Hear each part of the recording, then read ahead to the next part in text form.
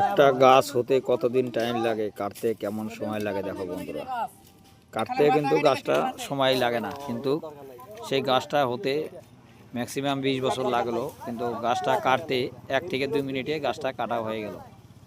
তাহলে মানুষ চাইলে কি না পারে, এত তাড়াতাড়ি গাছটা কাটা হয়ে গেল, জায়গাটা পুরো ক্লিয়ার করে দিল আর সবাই তাকিয়ে সেটা দেখছে।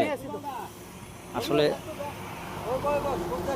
একটা জিনিস হতে অনেক টাইম লাগে, কিন্তু সেটাকে কাটতে অনেক নষ্ট করতে সেটা সময় লাগে না, কিন্তু যখন সেই গাছটাকে বড় হলো অনেক দিন টাইম লাগলো।